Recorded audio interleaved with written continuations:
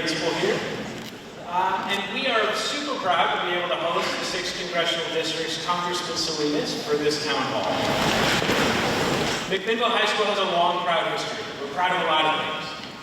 We're 114 years old, so a lot of things have gone on here. We're a huge school. You walked in, there are 2,200 students who walk the halls here every single day. That makes us the largest school in Yamhill County and the 4th largest brick-and-mortar school in all of the state of Oregon. We're very proud, in particular, of our career and technical education programs. We have 16 career pathways, 13 of them are career technical ed programs. Next year, we plan to add our 17th, which will be cosmetology. At this school, we have students studying things as varied as horticulture, public education, business, fabrication and welding, construction, and many more things, including our many partnerships with Chemeketa Community College, where our students are working to become medical assistants while they're students here at McMinnville High.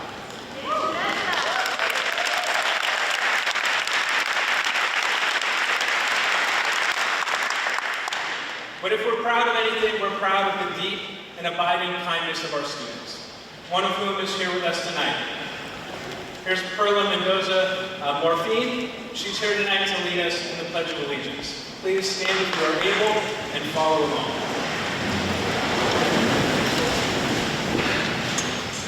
I pledge allegiance to the flag of the United States of America and to the republic for which it stands, one nation, under God, indivisible, with liberty and justice for all.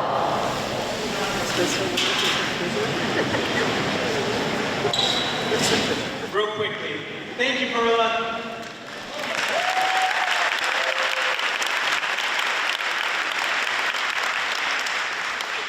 I get to stand up here and say a lot of wonderful things about McMinnville High School. The truth is, we also face our challenges. Chronic absenteeism, mental health concerns with our young folks, as well as budget uncertainties. These are all topics and issues that I hope to hear from this evening from Congresswoman Salinas. That said, this isn't my time to ask her questions. This is your town hall. Because of that, I'd like to hand it over to City Councilman Sal Peralta to explain to folks how the format of the evening is going to run. Thank you.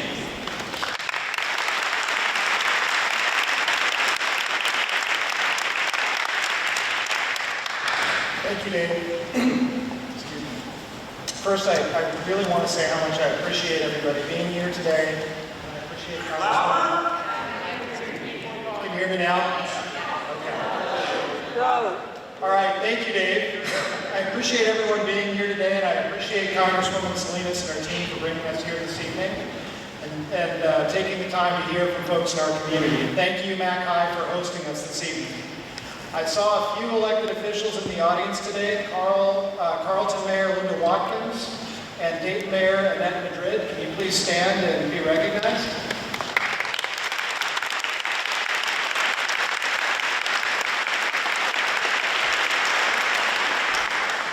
A lot of us don't realize that positions like mayor and city council are volunteer positions, so thank you to all of our local elected officials who are here and who are serving. And now I'll go to the format for asking questions. The process is as follows. Each person who wants to ask the Congresswoman should have already gotten a ticket. What I will be doing is calling the numbers of these tickets 2 at a time. If I call your number, please stand up and raise your hand so that someone can bring you a microphone. And when the Congresswoman's finished answering those questions, I'll ask the next 2 questions. Please keep your questions concise. Please be respectful, and let's give the Congresswoman our full attention. And with that, I'd like to introduce Congresswoman Salinas. Andrea Salinas is the proud daughter of a Mexican immigrant, first-generation American, and dedicated public servant working for the people of Oregon's 6th Congressional District in Washington, D.C. As a member of Congress, Andrea serves on the House Agriculture and House Science, Space, and Technology committees, where she crafts policies that will help level the playing field for Oregon farmers and rural communities, create more good-paying union jobs. As co-chair of the Bipartisan Mental Health Caucus, she has prioritized making mental health care and addiction treatment more accessible and more affordable for everyone. Prior to serving in Congress, Representative Salinas was a member of the Oregon House of Representatives, a labor, environmental, and reproductive rights champion, and an aide and policy advisor to several members of Congress, including former Congresswoman Darlene Cooley. Representative Salinas and her husband Chris live in Tigard with their daughter Amelia. Please help me in welcoming Congresswoman Andrea Salinas to McMinnville.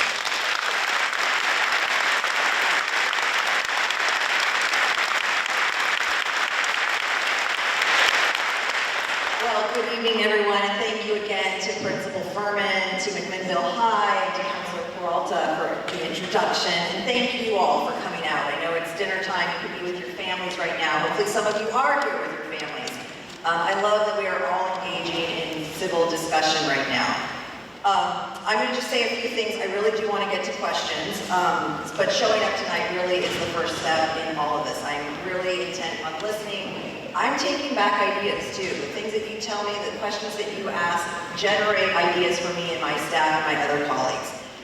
And I know that many of you are feeling frustrated, angry, nervous, worried about the direction that our country is going in right now. And I feel that way too. I know that it's just the tip of the iceberg. I'm outraged. I'm really outraged at the behavior of our president right now.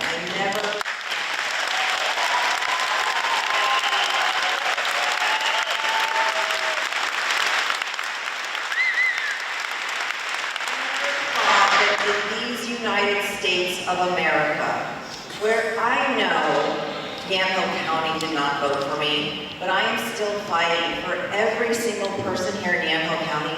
And right now, I feel like we have a president who wants to make himself king. That is not what our country is based on. We can disagree, but we still come together as Americans. We are proud of this democratic republic that we have, and we collectively need to save it.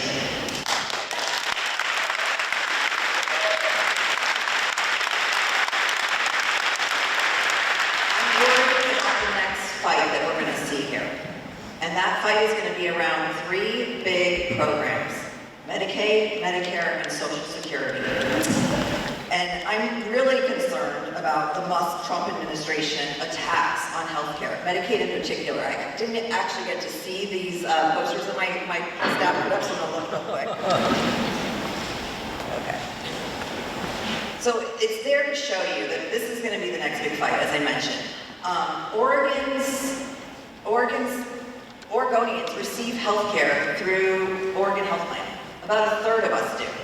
And 40% actually includes Betsy's district. A lot of red districts actually have more Medicaid enrollees than other districts. But that's the equivalent of about 1.4 million Oregonians. These are veterans, pregnant women, children in foster care, people with disabilities, folks in nursing homes who receive this care. And a lot of them live in our rural communities, right here in Yamhill County. But they could all use coverage right now if Trump and Musk get this $900 billion cut to the program. And they're framing it as though they're trying to extract waste, fraud, and abuse. I am the first one to come to the table and tell you, a big federal bureaucracy like the federal government will have waste, fraud, and abuse. We do not have $900 billion, almost $1 trillion of it in Medicaid alone. That means gutting the program. That is an astronomical number, and it will have a ripple effect. I used to be the chair of the House Healthcare Committee here in the state legislature, and I understand how our healthcare system works. It is a very disjointed system, but we all somehow do pay into it, whether it's with our taxpayer dollars or whether you have private insurance through your employer. You pay in some way to a system that pays providers. If Medicaid gets cut, provider payments are going to get cut. This will have a ripple effect throughout the entire system. This means that we're going to lose doctors, we're going to lose nurses, we're going to lose those nursing home providers that our parents are utilizing right now. And this scares me, because what we're saying is essentially our hard-earned taxpayer dollars, I am not going to let Musk and Trump steal that to give away to billionaires. I'm just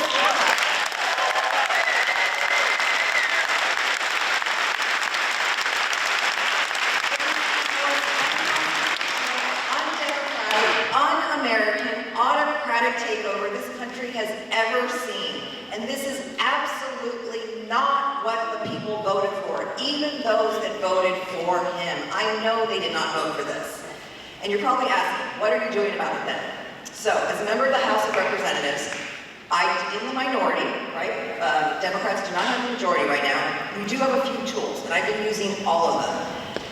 At a high level, it means things like legislation, litigation, communications, and agitation that will hopefully inspire people to mobilize and take some action. I've been sending dozens of letters to the Trump administration, to the president directly, asking them to, and just calling out all of these anti-American tactics. I'm proposing some amendments to get to talk, right, to start conversation with my Republican colleagues to say, look, if this is happening in my rural district, I know it's happening in yours. What can we do about it? They're not taking the bait, they're not signing on, and they're running away from their constituents right now, which is, to me, seems, it's so short-sighted. And I keep saying to folks, the reason this is so important is because there comes a time in your life, and we're at a crossroads. We're at a crossroads over saving our republic. That it is more important to stand up for people than to stand up for this job. You need to put it all on the line right now.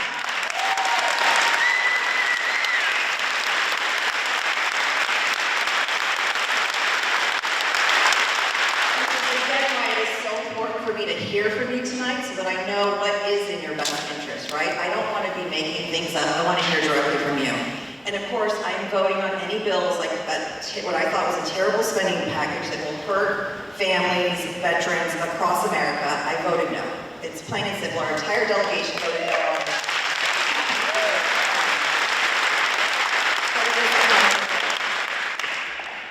Our state continues, I think, to bravely resist a lot of these just ill-conceived plans. And I will continue to stand up for you and your neighbors with my vote, with the voice that I have, with communicating out, but I do need your help.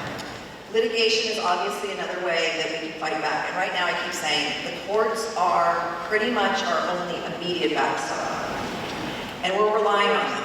I signed on to a couple of amicus briefs. The Democratic Attorneys General across the nation have been working together. I've been talking to Dan Rayfield frequently and working with him to make sure that we're putting, and a lot of the court cases have seen injunctions.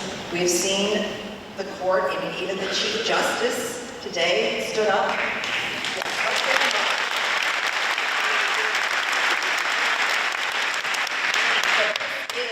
Our main form of making sure that some of this stuff does not move forward right now. And then in 2 years, obviously, we have another election that's coming up, we will have another chance to turn things around. My colleagues and I have been in constant communication, and what I keep hearing, though, is it's just not the right channels. I was talking with some of our folks from the News Register before this all started, and I said, I know I have the right message, I know I have the right values, I know I'm standing up for my communities, but somehow I'm missing. I'm not delivering on the right communications channels. We are trying to figure that out as Democrats to make sure that people do know what I stand for and do know my message, and that disinformation is not getting out there before I can let people really know what's in my heart, and I can share my values because I know they reflect your values.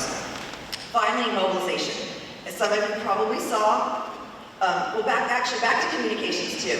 If you have stories, we've been calling them we're guerrilla storytellers right now. Stories are so incredibly important. They're important because they show what is actually taking hold and impacting everyday lives of Americans, Oregonians. I've been hearing from my growers how these tariffs are horrible for Oregon right now, right? 50% of our wine growers depend on Canada as their #1 export.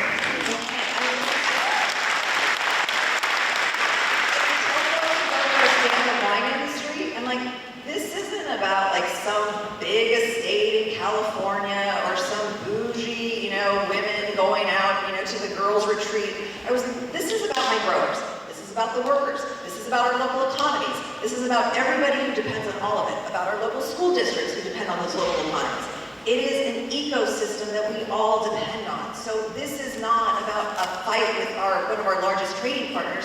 This is about the people on the ground in the 6th District of Oregon, in my mind, which is why I'm so incensed about it. So if you have a story, and it could be on anything, it could be on, maybe losing benefits through Social Security, whatever the case might be, having a hard time getting through to IRS. It's tax season right now. I know a lot of my grandmothers, my dad doesn't do very well on the internet, so a lot of times they will go into their local service center and actually talk to someone. We know these offices are being closed right now, but if you have a story, you can go to salinas.house.gov/cuts, and please share your story with us. We are actually using them, just as I've been talking about, some of my wine growers calling me, this great business that was in Sheridan that was trying to make a go of bringing maple syrup to market. All of those stories matter. Because again, I can share them with my Republican colleagues and be like, what are you hearing? And a lot of times they won't share because they're not listening right now. But they have to know, and people across America have to know that some of us are listening. Finally, mobilization. As you probably saw, and this is where agitation comes in a bit too, I stood up and walked out of the House chamber during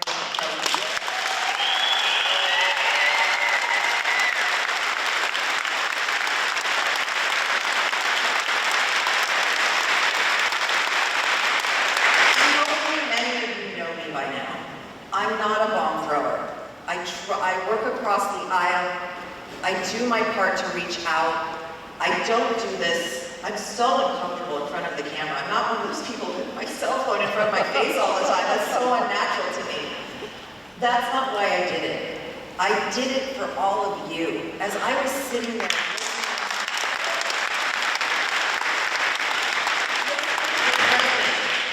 talk about this fantasy that prices were going down, that everything was rosy, that the country was doing so well.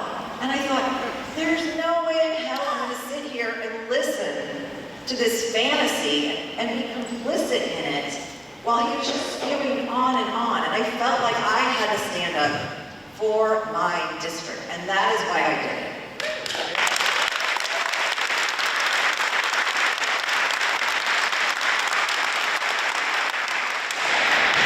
The sad thing is, we are only a few weeks in post-inauguration. I know, it is going to be a long fight. And in order to win it, I do need your help to spread the word about what I'm calling the Great Republican Ripoff. It has to be spelled out, and not on their terms, but on ours, right? We just have to let people know what we are all going through and connect with people in other states, connect with people in other districts. I know we all know somebody out in Eastern Oregon. Let them know it is okay. It is okay that you voted for Trump and that you don't like what he's doing. I know that's true too, right? And I keep saying, we're all in this together. Everybody from Main Street to Wall Street, whether you're a student or a teacher, whether you're a worker or a manager, a business owner, or a stay-at-home mom, a patient, a caregiver, it doesn't matter. We are all in this together right now. We need to correct course.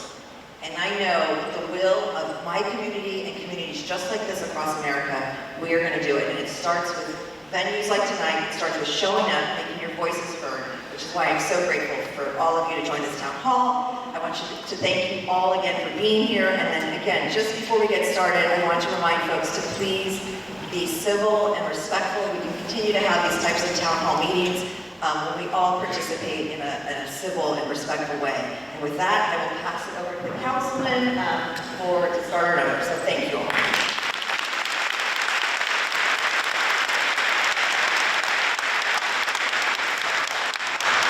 So I'm just going to be reading the last three numbers from each ticket, and the last three numbers are 369. And the next one is 217. So if you have those numbers, stand up and raise your hand, and folks will come to you with a microphone. You have mics? Yeah. Okay. So I think this gentleman, Brett? Yes. Testing. 217? Yeah, 217. What are your positions and the position of your party's use of lawfare and the efforts of individual or appointed district judges to stymie the actions of an elected president? So, as I was saying earlier, it really is the courts right now that need to just follow the law. And I keep saying that. It doesn't matter who you were appointed by, what president you may have been appointed by. Our court system is our last stop right now.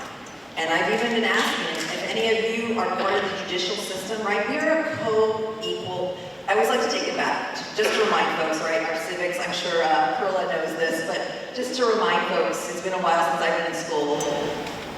Congress is a co-equal branch of government with the judicial branch, with the administrative branch. That's the presidency. And what he is doing right now is running roughshod over the laws that we have enacted as a co-equal branch of government. And it's wrong. And so what I keep asking is if there are any attorneys in the room, if there are any retired judges in the room, if there is anyone in the room who has been part of the judicial, a clerk, any of those things, if you've had your hand in our judicial system, write an op-ed, write a letter to the editor.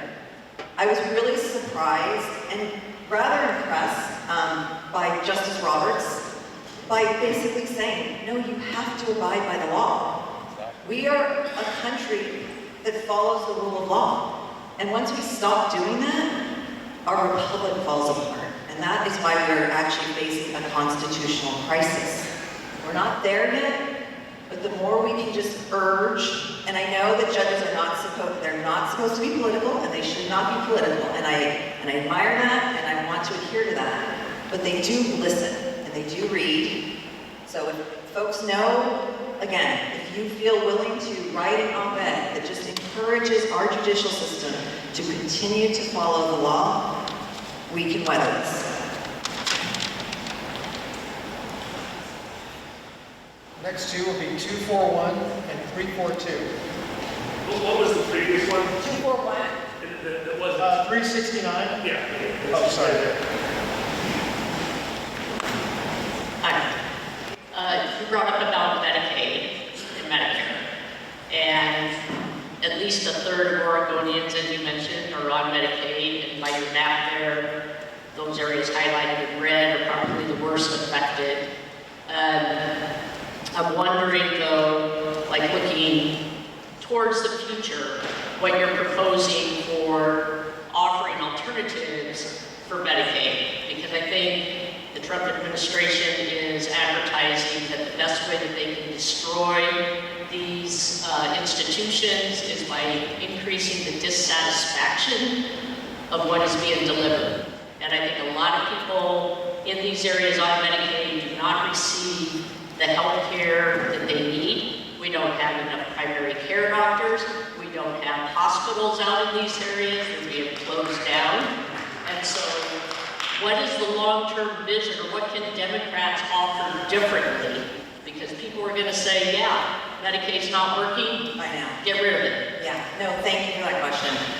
So, and I agree. I've been working on this healthcare issue for quite some time, and more recently, so as Sal mentioned, I serve on House Ag as well as Science, Space, and Technology. But the one area that where I saw a lane for myself as a new member of Congress last term was the mental health and addiction space. So I am co-chair of the Mental Health Caucus and have really been leaning into that. In fact, I just, again, reached across the aisle. Congressman Beyer from Nebraska has agreed to be my co-chair on the Republican side. But this issue around Medicaid and how it delivers is definitely a problem. And there are cost savings to be had. And we have shown, actually, under our coordinated care organization model, that you can do that. You can actually, if you hold providers and the system accountable for better health outcomes so that people are getting better health care, you can do it, and you can do it for less. And we have shown the federal government, and we've been doing that for about the last 12 years. And so Senator Merkley actually had the idea of potentially opening this up, because right now how you have to apply as a state to get what they call a Medicaid waiver. And so every 5 years we have to reapply to make sure, and it's a great bargain actually for Oregonians, and it's a great bargain for the federal government because we save the federal government money on Medicaid. So, but what we can also do, I mean we've been trying to do for a number of years, is improve that benefits package. Because, and so back to my story about being on the Mental Health Caucus, we don't even have the right mental health facilities. We don't have the right mental health providers. People don't have access to primary care providers. A lot of times You may want to see your mental health provider as your primary care provider. All of these things, we know that telehealth and being able to access your doctors, especially in rural areas, via either a phone or video is so much easier, especially if the provider is 30 minutes plus away. LeGrand's, they have to go 2 hours sometimes for a provider. Anyway, I get this. So I have several bills that I have, again, been working across the aisle. I have one that's specifically on telehealth for rural areas and provides some grant programs. Congresswoman Harshbarger from Tennessee, a Republican from Tennessee, joined me last time around. She's fearful this time around. And it's going to be hard to get a Republican to join forces with me. But again, we need to come together to make this work. Because again, somebody in Tennessee, in a rural area of Tennessee, is seeing the same kind of provider access issues that I am here in Oregon. They get this too. They're very fearful right now though, right? They're fearful that Elon Musk is going to put a lot of money into their primaries and get them out of office. And they're fearful that they are not going to do what President Trump wants them to do. And right now it's cut, cut, cut. But I think this vision of what Oregon has been able to do, as long as we can bolster those benefits, because you're right. Medicare, as folks know, doesn't cover the head-up issues, right? No dental, no hearing, no vision. I'm like, I use all of those things, right? And I'm not even on Medicare eligibility yet. And so I'm like, what am I going to do?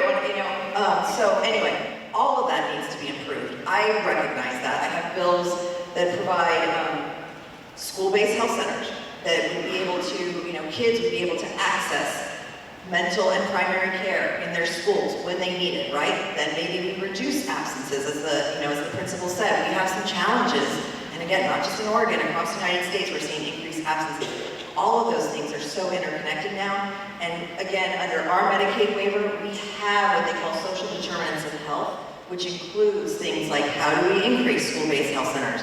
Housing is a part of making sure you're well and healthy as well. And right now, our Medicaid program is supposed to include some housing assistance as well. That will definitely go sideways here very fast, so I'm not banking on it. So we do have a lot within the healthcare system that we need to improve. I have lots of ideas around this, but we do all need to, I think, just start working in the same direction. And we all need to stand up for the people who, because I say this too, I think it's something like 66% of Medicaid beneficiaries work. They work for a living. And so it's not just people, and everybody else is either disabled or giving care to a family member. They're not able to work outside the home. So I want to kind of dispel this myth that we're just handing over free health care to people who aren't trying to help themselves. They are. So just going to give another opportunity for 342 and 241. Sid? Jesse? So, is there?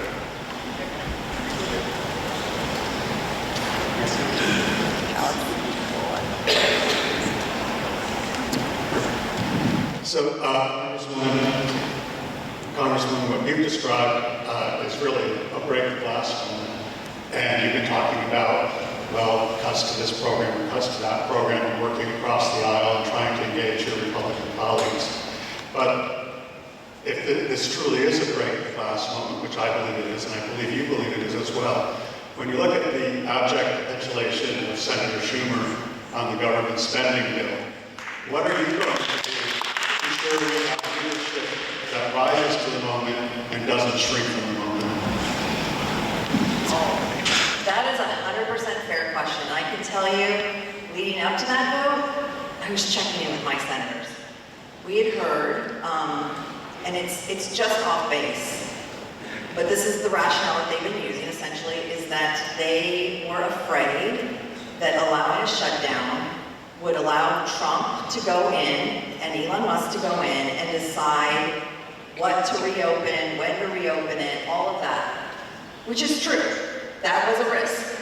But the greater risk was this spending bill that literally gave them the keys to the kingdom that said you can ignore federal law and now it's legal. And so now the courts don't have the same recourse as they did just a couple of days ago. So I'm pissed. I am really pissed about this as well.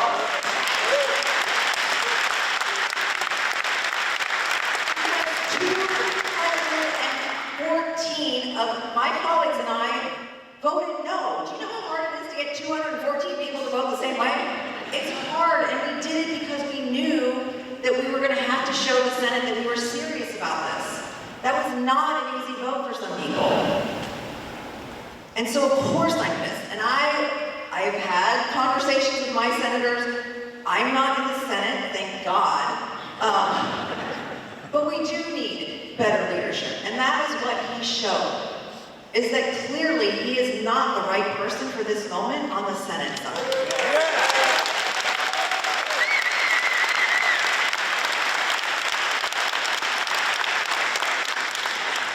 Andrea, thank you for walking up. We appreciate that very much. My question is that with 2025 and all of this turmoil going on, what are the chances of us not having a two-year election? And what will they do if we do have a mega go forward? What will you do? How do we go about it?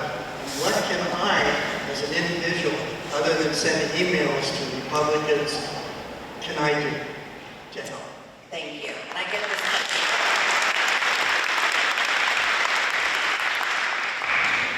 And this worries me too. I'm being totally honest with all of you. Like I wish I had a magic wand to make all of this better. I'm worried for a few reasons, especially on this issue of our 26 elections and all the elections that are coming up, actually. I mean, there's some, happening in Wisconsin, we have some in Virginia, New York, this year. But I'm worried. We are a vote by mail state. And they are dismantling the Postal Service right now. And again, if there are savings to be had, sign me up. Let me work on that with you. But dismantling the Postal Service is going to affect our rural areas in a serious way. Does anyone here get their medication via the Postal Service? Yeah, right. I mean, this is what it's come to. And again, for Oregon, we are a vote-by-mail state. My very first bill that I introduced actually this year was a national vote-by-mail because we have one of the best systems, and it has been proven. Republicans show up for it as much as Democrats show up for it. It isn't lopsided in terms of, helping one party or the other party.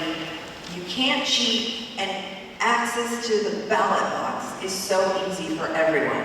And I don't know, I get around with my neighbors and we talk about issues, we talk about the ballot measures, is this a good one, is it a bad one? It's kind of a social event for me. I might be a nerdy, political type, but it's kind of what we do as our civic duty. So I am worried about that.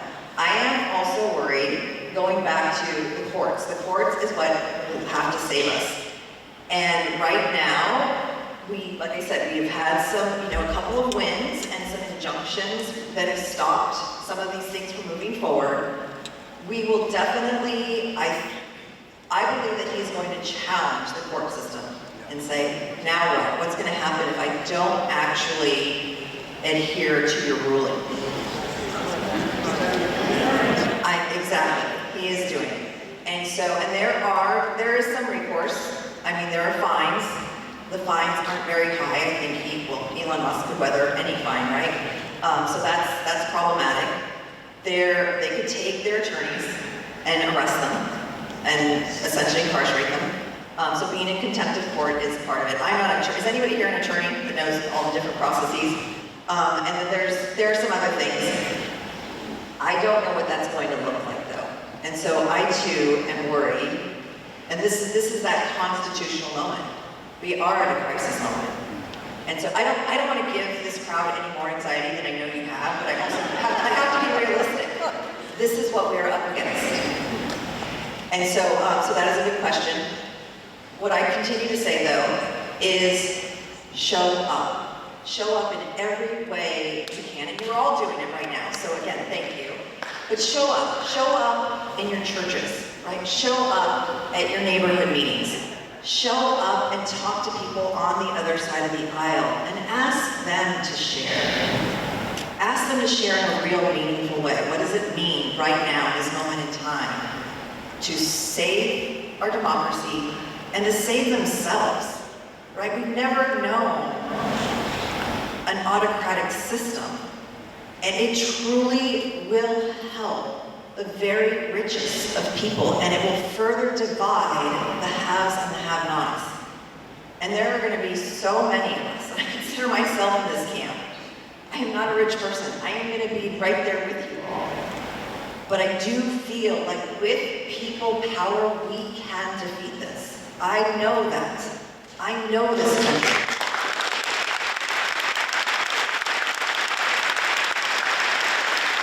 So I know I also did not fully answer a question so I could wave that magic wand and make it better. But just, here's something I said to federal workers yesterday, because it was heartbreaking. The entire delegation, except Congressman Bynum, was able to make it. And we probably had about a crowd almost this size up in Portland with people who are losing their jobs right now, right? Hundreds of people here in Oregon losing their jobs. And I said, does anybody have a podcast? Nobody raised their hand. And I said, does anybody sew? Does anybody cook? Does anybody bowl? Does anybody like sports? I was like, can we set up some podcasts? Because apparently my message isn't getting across. And we know that these messages are not getting across. And this is across America. And we have a problem for those of us who are Democrats in trying to convey our message. And it's not the traditional way, apparently. And I'm willing to hear that feedback, right? If I need to be doing something different, let me know what that is. And if we can insert in your sewing podcast or your knitting podcast or cooking podcast or whatever, sports podcast, let's insert some politics and some policy. I'm happy to do that too. So whatever the case might be, and you can do that. I mean, people randomly just create podcasts. Apparently it's not expensive. You can do it. You can have conversations. The younger people may be onto something. I will admit that. My daughter's 20. She tells me all the time, I don't know what I'm talking about. But I do think there is something to this. I'm kind of a traditional media person. I still read the paper. Like when I was talking to the News Register, I was like, I actually think local papers and local information is still really important. Yeah. But we're all here tonight, and we understand how important civic engagement is. So we also may just be, preaching to the choir. So if there are things that I should be doing that I'm missing, and I'm missing my opportunity to get my message out, let me know. Like literally, seriously, this is part of why I'm here tonight. Please let me know. I'm happy to, I've been on a podcast, it's called What's Happened in Salem, and they're great. Jacob Espinoza, a young guy, he's talked about housing, he's talked about addiction, he's talked about mental health, not just with me, but with, the county commissioners. Danielle Bethel goes on all the time. On his podcast, and he also talks about what's happening locally in Salem, right? What are the new restaurants? What are some of the weird little quirky things about Salem? So if there's anything like that, or if a young person wants to start something like that, I love to inspire or challenge, right? The McMinnville High students who might be in the crowd. What can you do to get messages out? I would love that.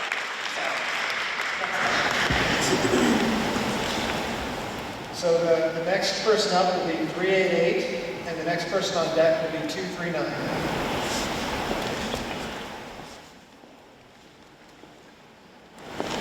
Going once? You're back. Good to see you again. Good to see you.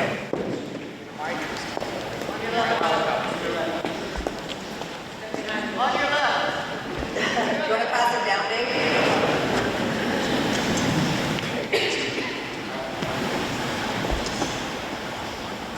239. Okay, 239. Yes. Yes, thank you for coming, appreciate it. The right of the media pundits in the Earth One crowd have been saying that there's a lot of Republicans who are having second thoughts. Do you have any experience on that? Can you speak to that as to, are they going to flip? Do we count on that? Do we have some faith that that might change their minds? Here's what I've been telling folks. And I'm friendly with Congressman Betts. And I saw what happened at his town hall, right, a few weeks ago. It is because Democrats continue to hold town hall meetings. This is my third town hall meeting in 5 weeks. I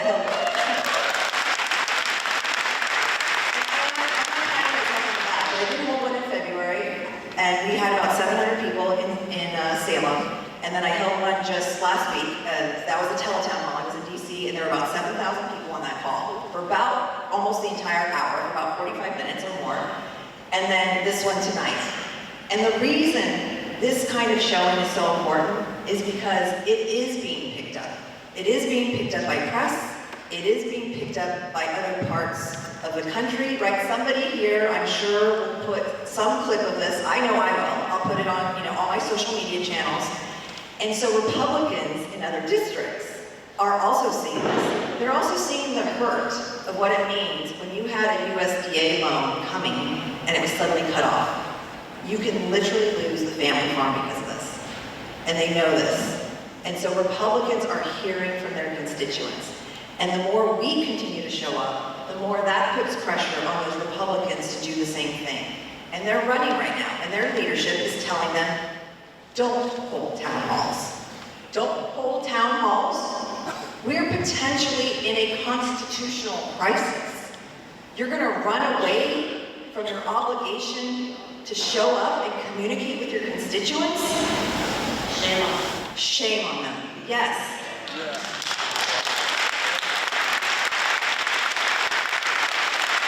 But that same kind of shame, I do think, will make them think twice on the next vote on Medicaid, Medicare, and Social Security, right? So let's keep up this kind of pressure. Yeah.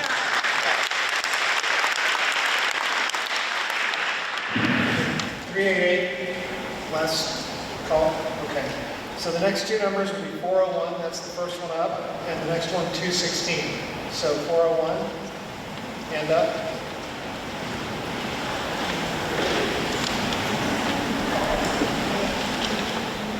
No? 216? We're shy. So will I. 353.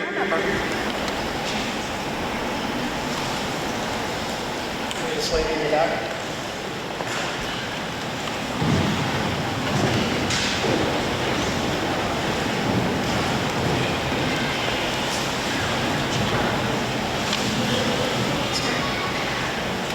I know immigration is a complex issue, but as a member of the Border Security Task Force and have supported both border security measures with more accessible pathways to citizenship, I'm asking, what is your stance on immigration, especially when you co-sponsored the U.S. Citizenship Act, yet supported H.R. 30, which most Democrats were against? Or what policies or solutions do you believe balance enforcing immigration laws and protecting the rights of asylum seekers and long-term undocumented residents?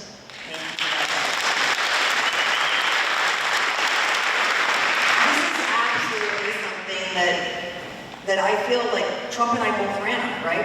We ran on bringing down costs for regular people, and we also ran on making our community safer. And included in that, I heard loud and clear that folks here in Oregon care about the immigration issue. And for me, that includes making sure that we have the right border security. I went down to the border in my first term, in fact it was May of 2023, to El Paso to actually talk with the Customs and Border Patrol folks down there. And they asked me for a couple of things. They asked me for additional manpower and resources, and they also asked for additional technology. And that technology, and I actually got to see what they were talking about. They have these big, and it's almost like an x-ray machine, so that when the trucks drive through, they can detect, even like in the seats of cars, the bricks of drugs that are coming over. But they need more of it. They also need more people power down there. They also need to but we also need to make sure that those who have been living and working here, and I say this all the time, my dad was an immigrant from Mexico. He came over when he was 5. He worked in the fields with my grandparents. He went to Vietnam. It wasn't until he came back as a veteran that he got a good paying job and was able to provide for our family. And we know that so many people in our community have been doing the same thing. They just don't have the legal right to be here, but they've been, some of here, 10, 20, 30, 40 years waiting in an immigration system that is not working. It is dysfunctional. We need to correct that system and make sure that those who are working to that citizenship. They're paying a lot of taxes, they're working really hard, and we need to make sure.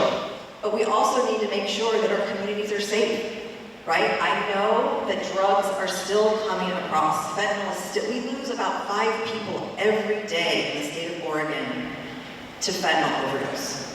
That is wholly unacceptable. And we've seen it. We've seen it here in Yamaha County, Marion County, Polk County, in Clackamas and Washington too.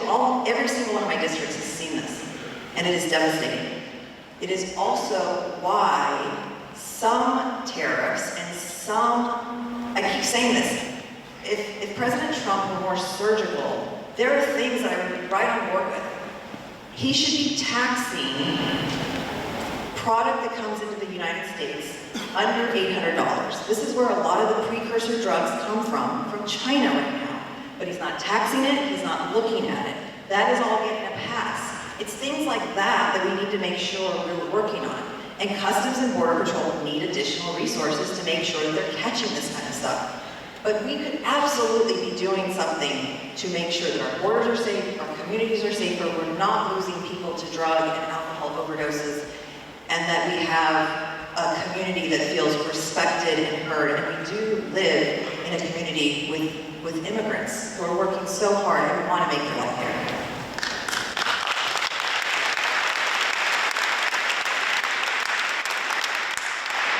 The next 2 tickets are $387, and the next after that is $250.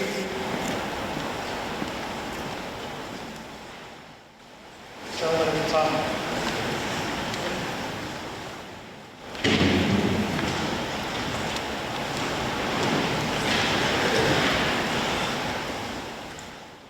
Representative Salinas, earlier you alluded to a leadership problem with Senator Schumer, who didn't step up to the moment to join the unity in the House, and so we had division with the Senate, and now we're left going, what's the plan?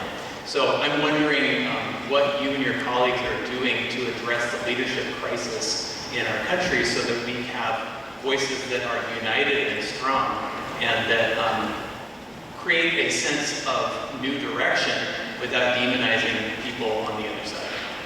Thank you. Thank you for that. So, and I've been getting this question, and I have been asking my leadership this very same question right on the House side, because I think we all feel adrift right now, and I know I do. I've been in leadership in the Oregon legislature, and I'm actually in leadership in a caucus on the Democrat side. It's called the New Democrats Coalition, and they're what we consider the moderate Democrats, but our tagline is, we get shit done. And we do. And so we are very policy focused. We try to figure out who on the Republican side we work with, how do we make this a reality? It can't all be, unicorns and rainbows, right? I have frequently, I say this all the time, I have progressive values, but I'm very pragmatic in my approach. I deal in reality. And you always, and I will always say this too, I will take a slice if I can't get the whole loaf, if I can't get half of it. Sometimes I think I will take a crumb if I can make one person's life better. So we do have an absence, I think, of a cohesive plan right now. We just came off of, and this again, I'll be honest with you, we just came off of our Democratic retreat last week. We took a couple of days as Democrats to come together. And I'm a solutions-oriented person. So the only reason I went to take a couple of days to be with my caucus members is because I thought we were going to come out with some solutions. And I heard from so many different speakers about all the problems. Everything you are all hearing in the papers that we see every day, that, Democrats turning against each other, there's disarray, Democrats in disarray, all the things. And I was like, I just spent 2 days of my life, and I had no solutions. And so I said to my leadership, as we were all walking off the bus, I was like, I need a plan. And I was like, and I have one in my head, and I'm going to start to take this to the New Democrats Coalition And we are the largest caucus within the Democratic Party. And like I said, our tagline is we get shit done. So I'm like, I'm gonna take this because I do think it is kind of the middle ground approach where I don't have to offend anybody on the other side, where I think our values meet in the middle and we can bring people in. Because again, we are all in this together. Nobody's being left out of this chaos right now. And we can work something out. So within the next couple of weeks, I will have something. I know my leadership has been, let's just say, they're trying to dissuade me from coming out with something because they know what will happen if 215 of us all come out with our own. But I keep saying, we need to push them. Just like right now, I feel like I need to push Republicans. And I need to show up for you, right? If I'm not coming up with a plan, or if my caucus isn't coming up with a plan, then I need to, right? I need to figure out how I'm going to save my girls. I need to figure out. That's what you said. And again, they don't have to be Democratic values, they don't have to be Republican values, they just have to be American values, and we have to be on the right foot again.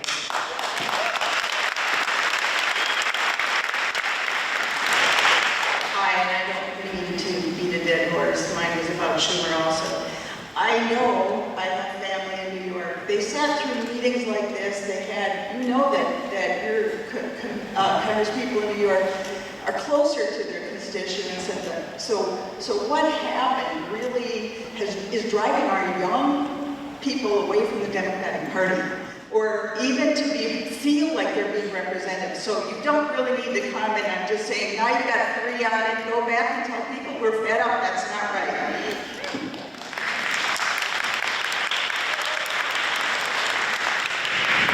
So we have time for one more question. The next number is 263.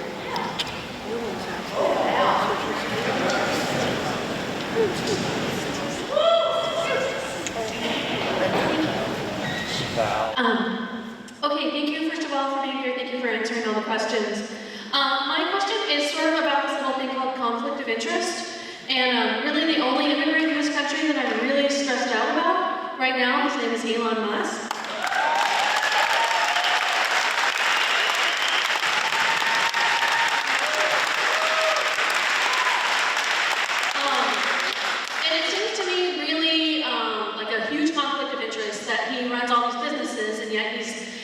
Tinkering with our agencies, he has his young little group of marauders in there accessing all of our tax information and our bank accounts.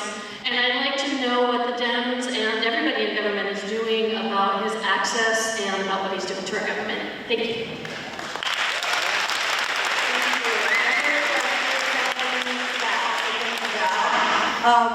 No, I agree. I am completely worried about this too, and we do have, as you know, we have filed some court proceedings, and he is, supposed to be hamstrung for a little bit here, but it is worrisome. And I will tell you, and I don't know if people recognize this, but oh my gosh, is it mechanics sciences? I actually have several different supply chain manufacturers in the 6th District, mostly in Washington and Clackamas County, that supply parts to SpaceX. And so before all of this happened, I knew that Elon Musk was getting government money, right? Like we give money to lots of different industries, right? The agriculture industry, right? For different things that we deem publicly responsible, right? And the next space exploration, we're trying to, beat some of these other countries on this. Okay, you're absolutely right there. Between Tesla and SpaceX and everything that he is doing, and oh, by the way, he's the richest, he's the richest man in the world, right? That is a huge conflict of interest. We do have a bill as Democrats that basically says that you cannot be the fox watching the henhouse, right? That should be completely illegal. And as we move forward, should we have a Congress that believes that is the case? And again, I'm like, come on, I only need three Republicans. That's why I keep harping on this. I know it feels like really not doable, but only 3. And we know that there are 3 Republicans out there who are in districts just like mine, right? Purple districts, where they represent everybody. They have to represent all their constituents. This is why I keep bringing that part up. So there's a discharge petition out there. It really helps younger members of Congress who want to start families. And it is the one thing that I will leave you with, where Anna Paulina Luna, who is a Freedom Caucus member from Florida, and Brittany Pedersen from Colorado. Anna Paulina Luna just had her first, I think it was her first child, when she was in Congress last term, and Brittany just had her baby recently. And there's no way to vote by proxy, right? And when you give birth, you like to be near your home doctor. You like to be, at least for the first few weeks, with your baby in your home. And so they have actually worked on a bill together, and we did what we call a discharge petition. And between Democrats, because we are not 218, and what a discharge petition means is that if you get to a majority of members in the House to sign the petition, we can release it from committee without going through the committee process and basically superseding the speaker, and we can bring it to the floor. We got 218 signatures on it.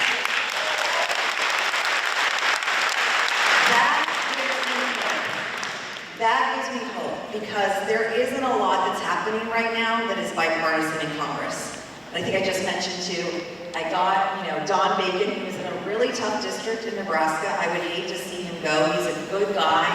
I worked on some things with him on the Ag Committee as well. But there are Republicans out there who again, their districts are very similar to mine. And I know their constituents are going through the exact same thing. And the one thing I can tell you, even in private conversations, Republicans don't like Elon Musk either. We just have to get them to show it, right? To walk the talk. So, thank you.